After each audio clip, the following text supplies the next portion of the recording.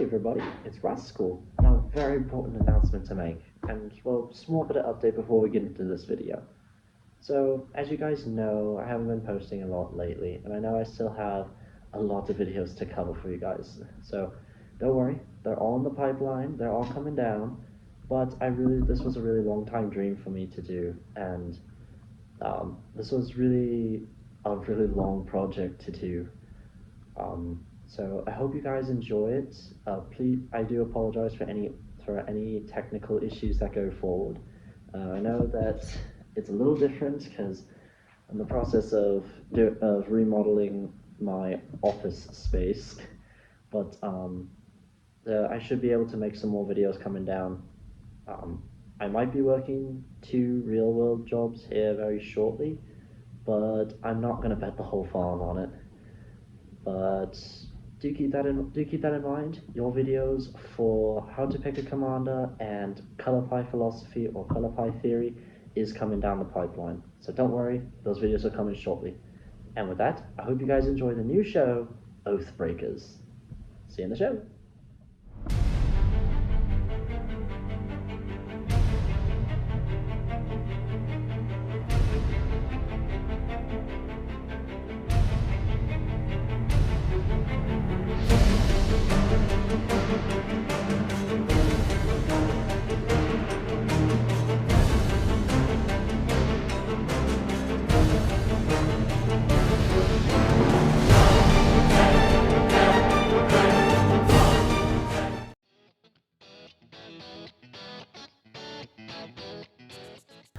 Hello everybody, welcome to the first ever pilot episode of Oathbreakers. I'm Rascal, and I'm not gonna lie that I'm really nervous on how this first episode is going to turn out. But it's going to be a very fun episode with one very special guest. Hi everybody, my name is Jasper. I've been playing Magic for like 3 years now, and I absolutely fell in love with it. And I'm excited to be here for Oathbreakers. So, the format we're going to be playing today is Oathbreaker. As the name of the show suggests, we're going to be playing that format of Magic the Gathering. So, Oathbreaker is a format where your commander or your lead singer of a deck is run by a planeswalker. And there's a signature spell to go along with that walker. You start with 25 life, and a singleton style is a 60 card deck. The first one to get to 0 is the loser. Today, my deck is led by Nissa, Voice of Zendikar, and the signature spell, Titanic Growth. This deck really just wants to do everything. I mean, it gives me plant tokens with its +1, it puts +1/+1 counters on everything with the minus, and that ultimate. That's gonna be a lot of life gain with a lot of cards in my hand if I ever run dry. And today, my deck is led by the hottest man in all of Magic, Giddeon Blackblade, with his signature spell, a Defiant Strike. What can I say? I like big men, and I cannot lie, especially when there's soldiers. I'm gonna swarm the board with a bunch of soldiers, and then just knock Rascal right out of the park. Alright, let's fight. Alright, let's go slay.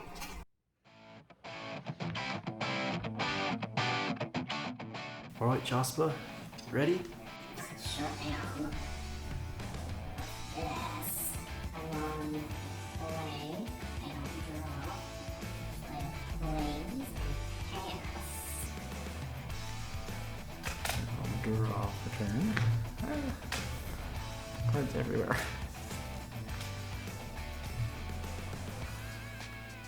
I'll play a forest, and then I will tap 1 and play an almighty bushwog. Boring. He's playing a mono green deck. I mean, look at her. I mean, like, the colors just don't fit her, honestly. I mean, even the bushwog means a tram.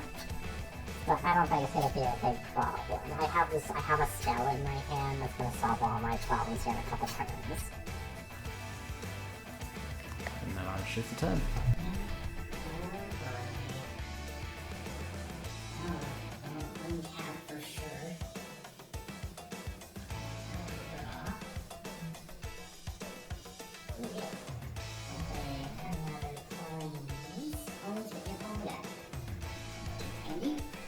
I'll untap. Nothing on my upkeep. Draw. Go ahead and play another forest. I see no reason to wait. I'll move to combat, and I will attack you with the almighty Bushwag. Take one. Then I shall shift the turn. I'll then untap.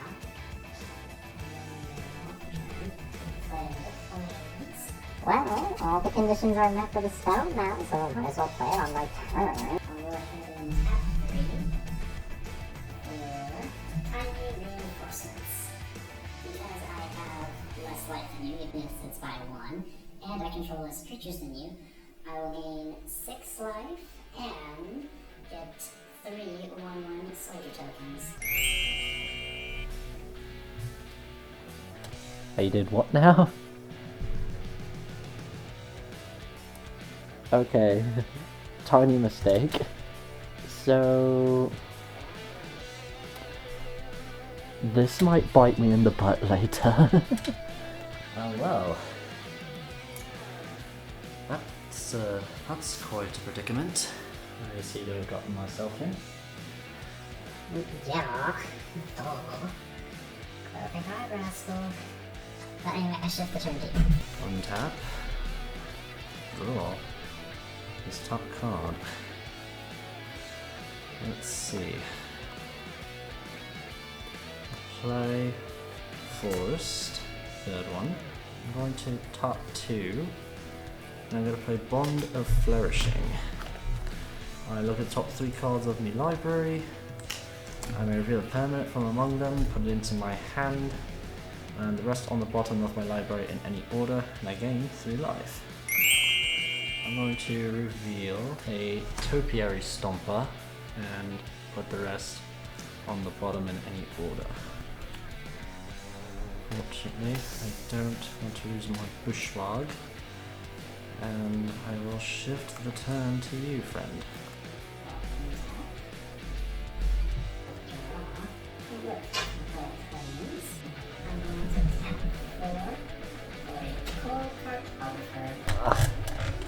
He's on mono white deck. How the heck is he getting more lands than me? That's not fair. I'm the land deck here. I'm the land deck. Why is he doing that? Why is he getting more lands than I am? I'm going to search my library for a ice card and put it onto the battlefield tapped, and then I shall care to tap card spell. No thanks, I'll pass. I trust you. Then I'm going to put myself to combat and tap you with my soldiers. Since we both kind of have life to spare, I'm going to go ahead and take the 3 damage. I don't want to be taking it from your core cartographer. And then I'll shift the turn. Alright, I will now untap. And I'll draw this top card. I would love for that to be a land, but I guess I have no choice. I'll go ahead and play what I searched for. The Topiary Stomper. 4/4 Vigilance, can't attack or block unless I have 7 or more lands. When it enters the battlefield, I search my library for a basic land and put it onto the battlefield tapped. One. Forest. Then same to you. Would you like to cut? No, thank you. There we go. I will not move to combat, and instead I will pass the turn. Alrighty, let's go. Untap. Go ahead and draw your turn. I'll go ahead and play up Plains. And I will tap 1 for a staunch shield raid. Very staunchy looking. I have 1, 2, 3, 4, ooh, just perfect 5 mana. I'm gonna go ahead and play a Reverend Hoplite. When he enters the battlefield, I get soldiers based off my devotion to white. I have a devotion of 3, so I'm going to get 3 more soldiers. And these ones just came in, so I can't attack. But I am going to attack you with my core cartographer and my 3 soldiers from this turn. What you gonna do about it? feel like I have to block.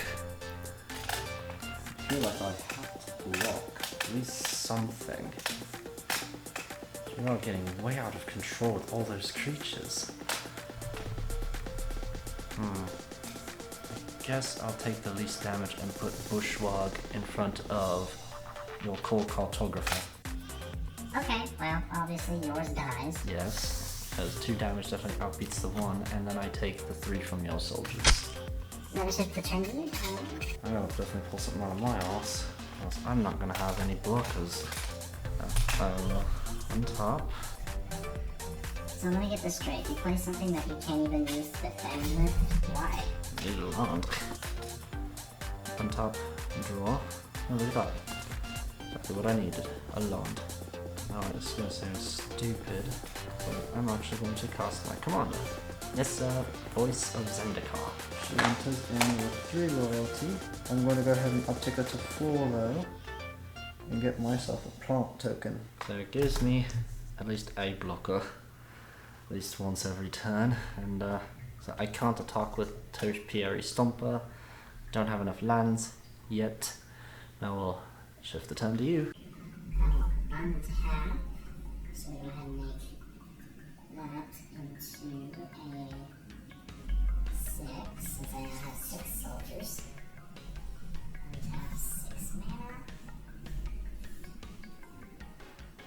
And I will draw for turn.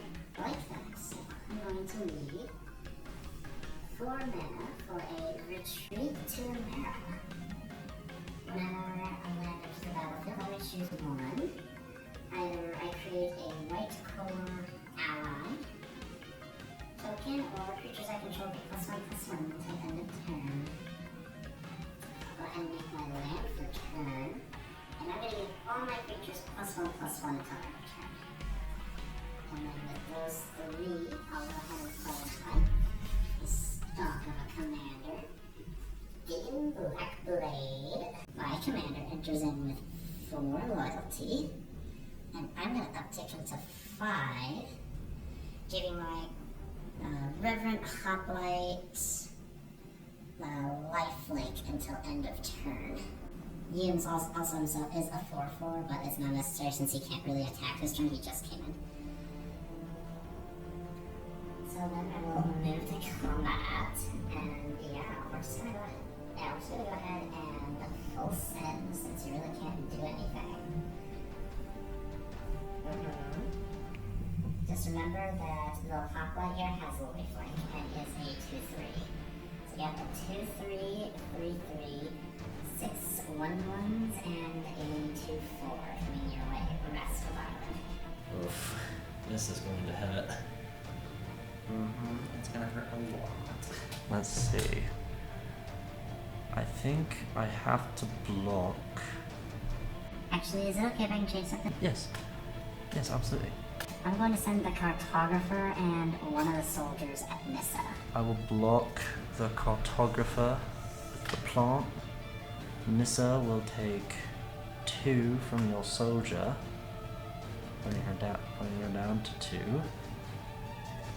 My plant is destroyed, and then I take 10 damage from your soldiers, 12, 13, 14 damage. That seems about right. Oh, and you gain 2 life from your revenant. Yes. Oh, Jesus. Oh, jeez. I'll shift the turn to you. Alright, on top. And I will draw for turn. Hopefully I can get something. That's not something. I'll go ahead and tick Nissa up +1 to regrow my plant. I think I just have to get a bunch of creatures. Actually, you know what? I'm going to pay 3, and I'm going to put Blanchwood armor onto my plant. Gets +1/+1 for each forest I control, so now I can block something. Gets +5/+5 because I control 5 forests. And with that, I shall end me turn. Hope you don't have too many plans for this turn.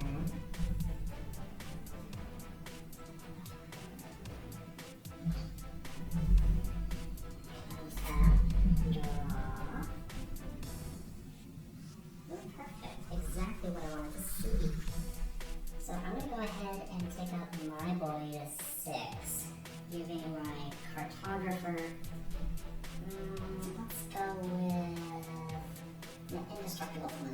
So Giddeon is a 4/4. Go ahead and play my planes. Retreat and Marrow triggers. I'll give all my creatures +1/+1 again. And then I'll go 4, 5, and 6 for Captain of the Watch. All other soldiers get +1/+1, and I get 3 more soldiers.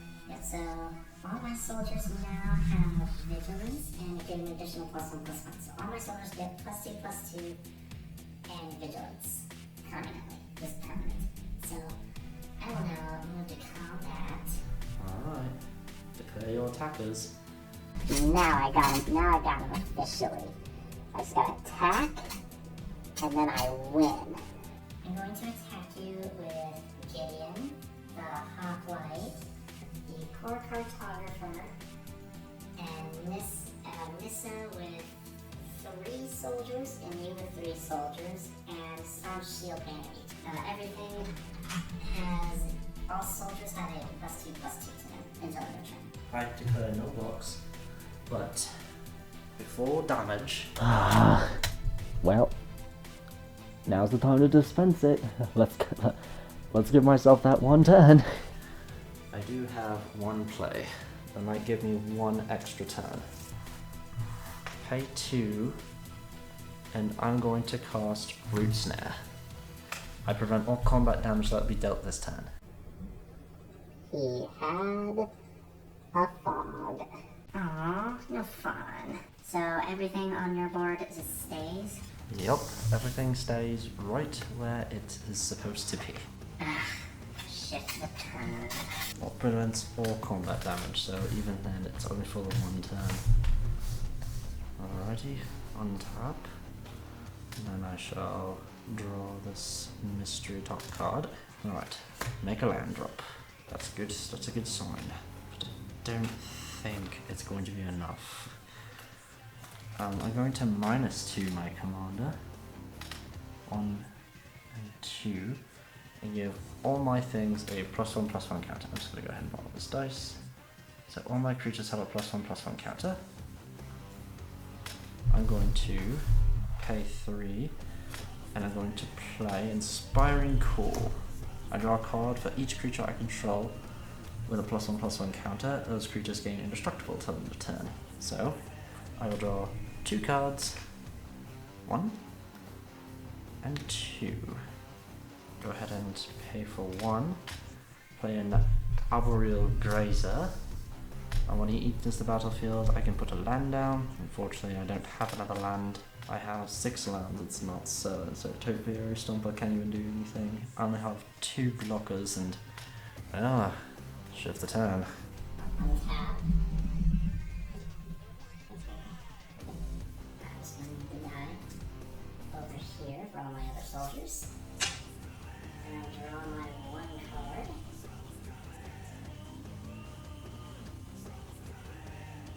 I'm not even going to bother playing it. I'm going to give Captain of the Watch. Yeah, no land, sadly.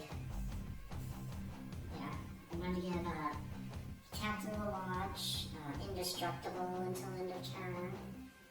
And yeah, we're just going to go ahead and just all-out attack again. Tapping for Cartographer. All-out attack at you, Rascal. Well, even if I did block, that is game. I cannot take that. I blocked 2 things. I can't block 9 2/2 soldiers. That's definitely way more than my life total for sure. Good game. Good game. And then I get attacked by an army of soldiers.